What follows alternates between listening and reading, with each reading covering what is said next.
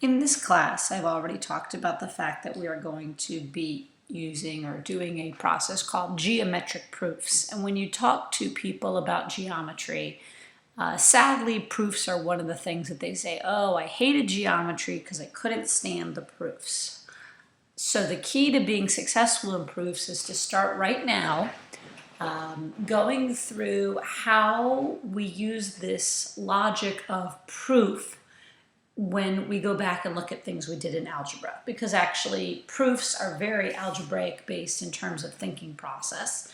And so if we can equate them to something we're more comfortable with, we can be much more successful. So there are a number of algebraic properties of equality. And when we use these, we will end up saying things like addition property of equality or subtraction property of equality. But basically all of these properties mean, which is what we did in algebra, when you do something to one side of the equation and you do it to the other. So for instance, if we have A equals B, if we add C to both sides, we're doing the same thing to both sides and we're using the addition property of equality. If we subtract from both sides, it's the subtraction property of equality. Obviously, same thing for multiplication and division. And also there is a property obviously called substitution. If we're told that something is equal and we substitute it for another, we're using the substitution property. If you want to, you can freeze the video and solve these problems. I'm not going to go through how to do them, but there are your answers. I am going to go through how to do the next two. Solve P for W. So we've done problems like this before in class. We've talked about literal equations. First thing I would do is I would subtract the 2L, from both sides. P minus 2L equals 2W. Now you would divide both sides by 2, and P minus 2L divided by 2 is W. That's a literal equation. If S is a complement of R, and the measure of R is 38 degrees, find S. So S plus 38 has to equal 90. Should be able to do this in my head, but it is Sunday morning at 7:54. My coffee has not kicked in yet. So 90 minus 38 is 52. Find the measure of angle S. So S is 52. If T is the complement of R, well, if T is the complement of R and R is 38, then T is also 52. So the measure of angle S and the measure of angle T is that they are equal.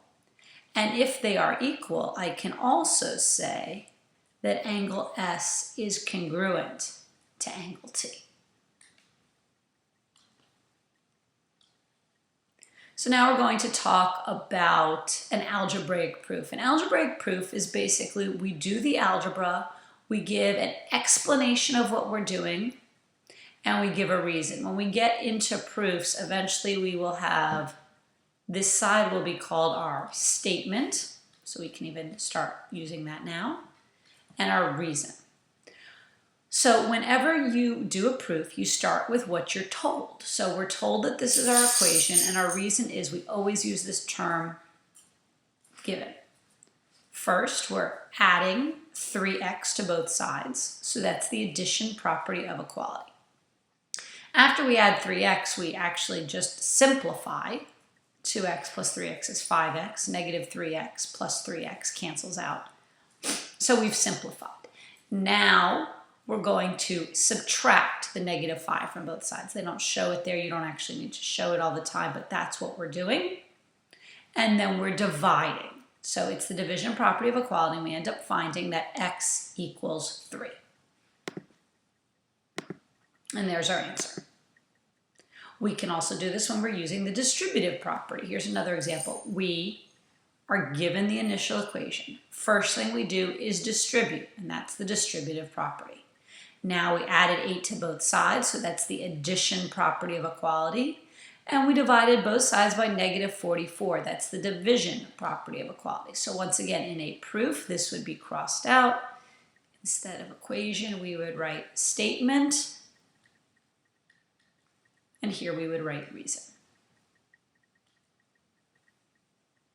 We can do this in the real world. So when you exercise, your target heart rate should be between 50 to 70% of your maximum heart rate. Your target heart rate R at 70%, so 0.70, can be determined by the formula. Oh, they gave you the formula, where A represents your age in years. So you take the number 220, you subtract your age, you multiply by 0.7. So write the original equation. Then we distributed. So we're going to go to the next page.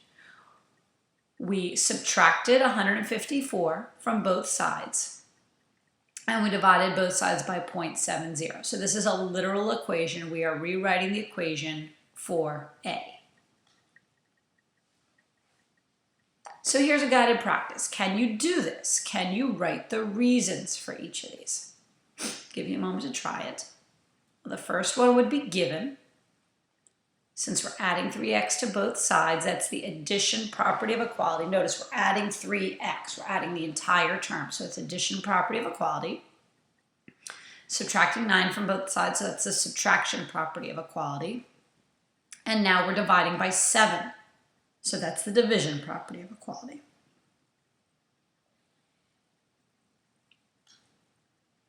Okay, here's another example. Can you do this one? Obviously, we start with a given. Okay, in this case, we're distributing first, so it's going to say distributive property of equality. Okay, then we're simplifying. Subtraction property of equality and division property of equality. They said link the same value. You can also call it combine like terms. You're actually not going to be tested in this chapter on an algebraic proof. You're going to be tested on a geometric proof. We are using algebra proofs to help walk you through the process of what you need to do when we get to geometric proofs. And here we have a proof with a literal equation. So first you're given, that's what you do. Okay, in this next case, we multiplied both sides by 2. And then, so that's multiplication property of equality, and then the division property of equality. It should say equality there. They're getting a little lazy in the book.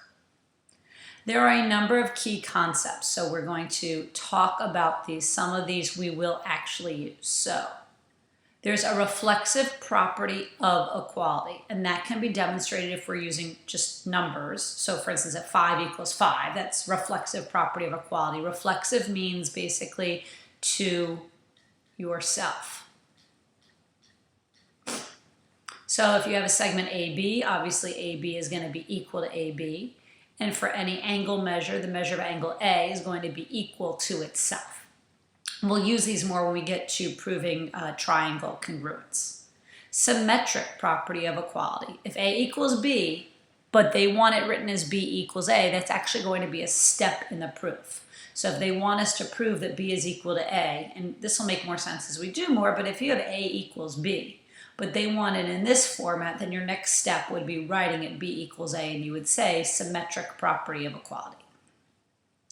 If AB is equal to CD, then CD is equal to AB.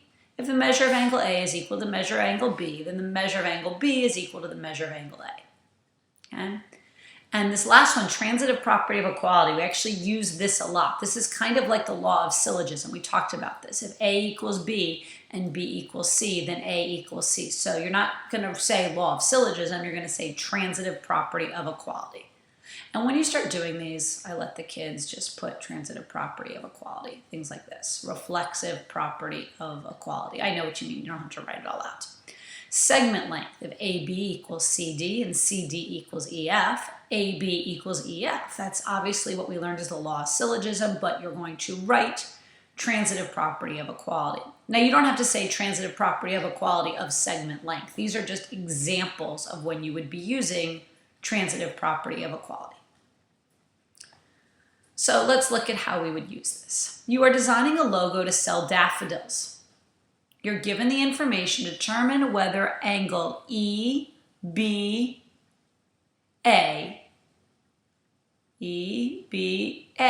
is congruent to DBC. So you are told that angle 1 is equal to angle 3. Actually, normally you would actually be told this, but it's given. It's in the diagram. You can see it's marked up there. So you want this entire angle EBA. And you can see that EBA is made up of angle 3, which is one of the ones that you have as congruent, and the measure of angle 2. And that's, you're using the angle addition postulate. Okay? You can substitute for angle 3, angle 1, because they're congruent. So if 3 and 2 equals that, you could substitute. That also means that 1 and 2 are going to be equal to the same thing. Now, the measure of angle 1 plus the measure of angle 2 is equal to DBC. So in this process here, you have DBC, measure of angle DBC is equal the measure of angle 1 and angle 2. And here you have EBA is congruent to the measure of angle 1 and the measure of angle 2. So since it keeps saying congruent, equal. So since their measures are equal to each other, you can set them equal to each other, and that's the transitive property of equality. I know it's your first proof. It may not make full sense. When you're tested on these, you're not going to have to do the whole thing from scratch. I'm either going to give you the statements and you're going to fill in the reasons, or I'm going to give you the reasons and you're going to fill in the statements. That is called a skeleton proof. So let's try another way. AB is equal to CD. That's my given. I want to show that AC is equal to BD, and you'll notice that whenever you start a proof, these are now getting into some geometric proofs. Your first step is whatever you're given, and you're told it's given. Your last step, and you'll see that down here, your last statement is always what they tell you you're proving. So I can see that AC is made up of AB and BC. That's the segment addition postulate. And I can see that BD is made up of BC and CD. Might also notice that I have BC is the same in both of these. So AB plus BC is equal to AC. BC plus CD is equal to BD. So, okay.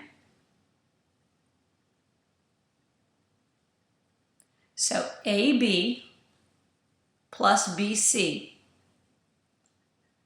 is equal to CD plus BC. That's the addition property of equality. I had AB, and I'm adding, and CD, and I'm adding BC to both those sides.